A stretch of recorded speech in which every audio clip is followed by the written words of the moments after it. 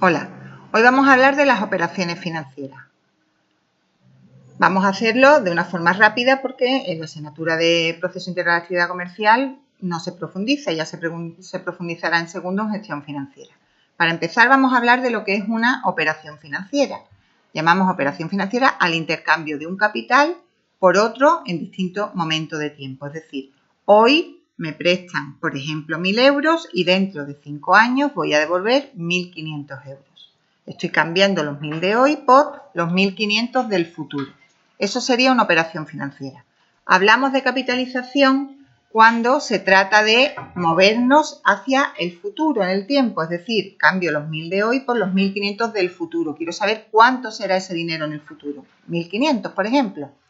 Si hablamos de actualización sería al revés. Yo sé que dentro de un tiempo voy a tener que devolver 1.500 y quiero saber hoy cuánto sería. Eso es lo que se llama actualización, es decir, trasladar un capital de un momento futuro a un momento anterior. Dentro de la capitalización podemos distinguir la capitalización simple y la compuesta. Decimos que la capitalización es simple cuando los intereses que se van generando periódicamente se acumulan al capital, no se acumulan al capital para generar nuevos intereses. Es decir, sería el caso, por ejemplo, de que yo tenga un dinero que me produce unos intereses y me pagan los intereses todos los años y yo ese interés voy y me lo gasto. Con lo cual, si metí 10.000 euros, a mí me dan los intereses, vamos a suponer 100 euros y yo me los gasto. Y para el año siguiente tengo otra vez 10.000 euros que me vuelve a generar unos 100 euros y me los vuelvo a gastar. Y así sucesivamente. Siempre estamos calculando los intereses sobre los 10.000 euros iniciales. Eso sería capitalización simple. Sin embargo, la capitalización compuesta sería el caso en el que los intereses que se van generando se van acumulando al dinero inicial, al capital inicial, para ir generando nuevos intereses. Es decir, yo depositaría, por ejemplo, 10.000 euros y al cabo del año me darían 100 euros de intereses y yo los juntaría con los 10.000 de forma que el año siguiente los intereses se calcularían no sobre 10.000, sino sobre 10.000 más 100. Y imaginaros que me producen pues 120 euros. Al año siguiente los intereses se calcularían sobre 10.000 más 100 más 120 y me darían, por ejemplo, 150 y así sucesivamente. Es decir, los intereses se acumulan al capital para generar nuevos intereses. En las fórmulas que vamos a ver es importante que sepamos que vamos a llamar I mayúscula a los intereses, al montante total de intereses, a los 100 euros de los que hemos hablado, por ejemplo, antes en el ejemplo. CO al capital inicial del que se parte, al capital en el momento cero, hoy. CN al capital final, al montante, que sería el capital que vamos a recibir dentro de N años, o el tiempo que sea. N sería el tiempo y el I pequeñita sería el porcentaje de interés que se aplica.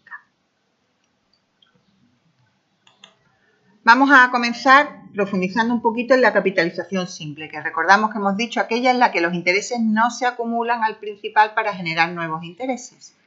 Por tanto, los intereses siempre van a ser constantes. 1.000 euros siempre nos va a producir 100 euros de intereses, por ejemplo. En primer lugar, los intereses se calcularían cogiendo el capital inicial que depositamos, nuestros 1.000 euros, multiplicándolo por el porcentaje de interés, el 10%, y multiplicándolo por N, que sería el tiempo, que si van a ser 3 años, pues por 3. Eso me daría el total de intereses que yo voy a recibir. Por ejemplo, si el capital son 1.000 euros por el 10% me produce 100 euros anuales por 3 años, pues serían 300 euros de intereses en total. Ahí tenemos otra fórmula en la que vemos que el interés se puede calcular también por diferencia entre el capital inicial que depositamos y el capital final que recibimos. Es decir, si voy a recuperar 1.300 euros y pongo 1.000, pues los intereses serían 300 euros. Y tenemos también que tener en cuenta una cosa muy importante y es que siempre en esta fórmula el tiempo y la tasa de interés, el porcentaje de interés tienen que estar expresados en las mismas unidades. Es decir, si yo tengo un 10% anual, el tiempo tiene que estar en años. Si yo tengo un 5% mensual, el tiempo lo tengo que expresar en meses. Tenemos ahí otras dos fórmulas para calcular el montante final y para calcular la tasa de interés fraccionado. Es decir, si el interés es anual, la I que hemos hablado antes, la dividiríamos por 12 meses y obtendríamos el interés mensual. La IK pequeñita que hemos puesto sería nuestro interés fraccionado, nuestro interés mensual, y los tendríamos dividiendo el porcentaje de interés anual entre los meses que hay en un año. Si fueran bimensual, pues serían 6 bimeses al año, trimestral serían 4 trimestres al año, etc. Vemos también las fórmulas de actualización simple, que sería, pues, sabiendo el capital final que tenemos, queremos saber, dentro de 5 años, por ejemplo, queremos saber hoy cuánto es, sería ir hacia atrás en el tiempo. La fórmula, como veis, es la misma que tenemos arriba de CN, pero despejada. Sacamos la CO de la misma fórmula despejándola, pasando dividiendo el factor que está multiplicando arriba. Y tendremos otro tipo de operación financiera, que es la del descuento comercial. Estas fórmulas de descuento comercial son distintas a las de actualización y capitalización, porque el descuento comercial es lo que llamamos un descuento abusivo, que es el que se aplica en los bancos cuando llevamos, por ejemplo, unos efectos, unos pagarés a descontar. Es decir, nosotros tenemos un cliente que nos ha firmado un pagaré, nos lo ha aceptado por 1.000 euros, por ejemplo, para cobrarlo dentro de 6 meses. Pero como hoy necesitamos liquidez, necesitamos dinero, decidimos llevarlo al banco. El banco se queda con el pagaré, lo cobrará dentro de 6 meses, pero ahora a nosotros nos entrega una cantidad de dinero que es inferior a los 1.000 euros que vamos a cobrar, que cobraríamos dentro de 6 meses. ¿Por qué? Porque ya nos restan intereses en el momento actual. ¿Por qué este descuento no se utiliza en las fórmulas anteriores de actualización, por ejemplo? Pues porque este descuento, en lugar de calcularse sobre el capital inicial que voy a recibir los intereses, se calculan esos intereses sobre el capital final. Es decir, los intereses se calcularían sobre los 1.000 euros que voy a recibir dentro de 6 meses, no sobre los, por ejemplo, 900 que pueda recibir ahora. Por tanto, es parecido, pero cambia la nomenclatura. Si veis, la fórmula del descuento comercial es muy parecida a la del interés que tenemos arriba, pero el descuento comercial se calcularía sobre el nominal del pagaré, que sería el capital final que recibiría dentro de 6 meses. La tasa de descuento le llamamos D en vez de I por distinguir, pero sería lo mismo, el porcentaje de interés que se aplica, y N sería el tiempo. Es decir, en este caso, nosotros cogeríamos los 1.000 euros que vamos a cobrar dentro de 6 meses, le aplicaríamos nuestro 10%, por ejemplo, de tasa de interés o descuento, y lo multiplicaríamos por 6 meses, que sería medio año, ya que la tasa de descuento es anual, pues pondríamos el tiempo también en años, sería 0,5 años. Eso me daría el interés o el descuento que estoy pagando, y por tanto yo lo que recibiría al final es el efectivo, que sería ese nominal de 1.000 euros menos ese descuento, esos intereses que he calculado. Si lo hicierais con las fórmulas de actualización, veríais cómo la tasa de interés, si aplicamos la misma, al aplicarla sobre el dinero que recibimos, pues el interés total sería un poco menor que el descuento que nos va a salir. Es muy importante que sepamos que en capitalización simple, dos capitales que son equivalentes en un momento dado no lo serán en otro. Es decir, si yo comparo dos capitales, los traslado por actualización al momento 0 y luego los traslado al momento 7, si en el momento 0 me dan lo mismo, en el momento 7 no tienen por qué dármelo. Vamos a ver ahora la capitalización compuesta. Por diferencia con lo que hemos dicho antes, aquí en la capitalización compuesta, dos capitales equivalentes en un momento dado siempre lo serán. Es decir, si yo cojo un capital de 3.000 euros dentro de 5 años y un capital de 2.000 euros dentro de 3 años, lo llevo al momento 0 y resulta que me da el mismo importe, cuando yo esos dos capitales, en vez de al momento 0, los lleve al momento 10, me dará el mismo importe, y en el momento 15 también me dará el mismo importe. Esto se cumple en capitalización compuesta. Recordamos que la capitalización compuesta es aquella en la que los intereses generados se acumulan al capital inicial para generar nuevos intereses, lo que se describe financieramente como la bola de nieve, que se va engordando cada vez más.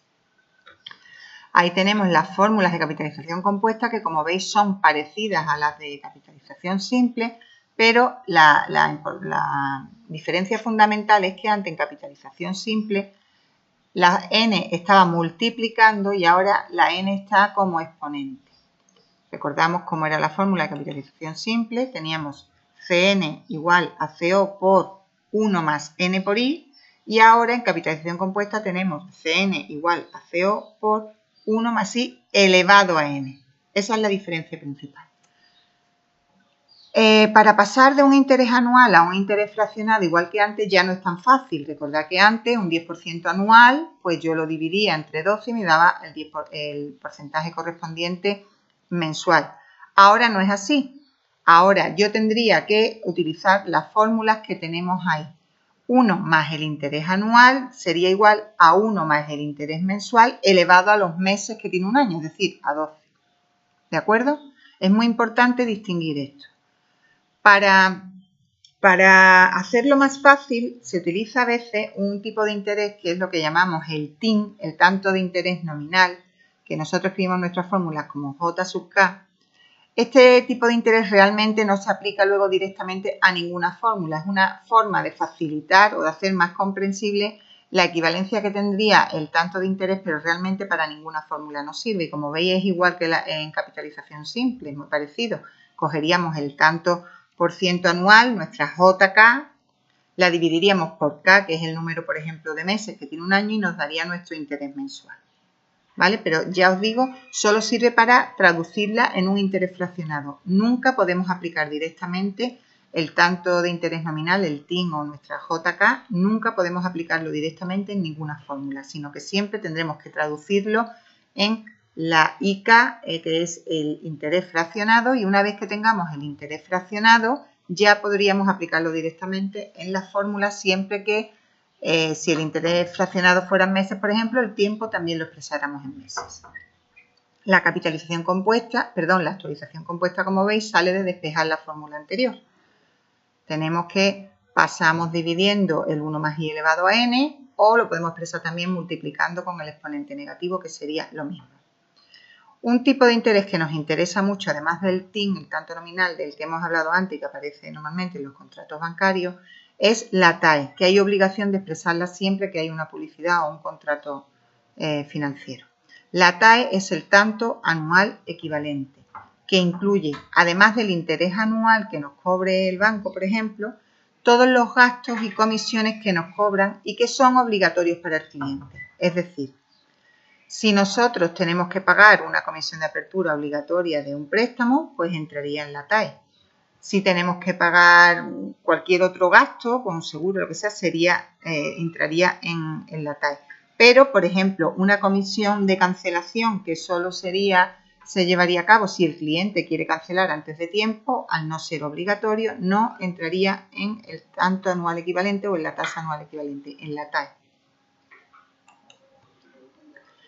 Tenemos también una serie de productos financieros básicos relacionados con todo lo que estamos viendo, que serían donde se aplicarían realmente todas las operaciones financieras de las que hemos hablado antes, la arbitración simple, compuesta, etc. Los principales productos financieros serían, distinguimos entre productos de inversión, que es cuando nosotros tenemos un dinero, un capital que queremos invertir para que nos produzca un interés, y los de financiación, que sería lo contrario, sería que nosotros tenemos necesidad de dinero y se lo pedimos prestado al banco o a quien sea. En cuanto a los productos de inversión, cuando nosotros tenemos un dinero que nos sobra, por tanto para nosotros es un activo en contabilidad, para el banco sería lo contrario, sería un pasivo porque debería devolvérnoslo, distinguimos dos productos, el depósito a plazo, que sería cuando ponemos un dinero y lo vamos a recuperar dentro de un plazo determinado, es lo que llamamos también un plazo fijo, perdonad. Y tenemos un depósito a la vista, que sería la cuenta corriente. Es un dinero que nosotros tenemos depositado en el banco y podemos retirar en el momento que nosotros queramos. En cuanto a la financiación, pues sería el caso contrario. Supondría un activo para el banco y para nosotros sería un pasivo, porque sería una deuda que tenemos que devolver. Podemos distinguir dos productos principalmente. La cuenta de crédito, que funciona muy parecida a la cuenta corriente, pero en este caso el dinero, en lugar de ser nuestro, nosotros lo vamos utilizando, pero es el banco el que nos lo va prestando cada vez que lo utilizamos. Es decir, nosotros tenemos una especie de cuenta corriente en la que no tenemos dinero, sino que si tenemos que pagar un proveedor, pagamos a través de esa cuenta y es el banco el que nos presta ese dinero. Esas cuentas de crédito tienen un límite y hasta ese límite pues nosotros podemos manejar ese dinero y luego pagaremos al banco los intereses por el dinero que hayamos utilizado. Y otro producto financiero sería el préstamo bancario. Es cuando nosotros pedimos al banco un dinero, el banco nos entrega ese dinero y nosotros pues lo utilizamos para aquello que necesitemos. Hay dos tipos, aquellos que tienen una garantía personal y aquellos que tienen una garantía hipotecaria. Con una garantía personal significaría o implicaría que nosotros respondemos de ese préstamo con todos nuestros bienes presentes y futuros, todo nuestro patrimonio personal. Mientras que si es un préstamo hipotecario, la garantía sería una hipoteca sobre un bien determinado, por ejemplo, un inmueble que nosotros tengamos, de manera que si no pagamos, se vendería ese inmueble y con el dinero obtenido se pagaría el préstamo que hubiéramos recibido.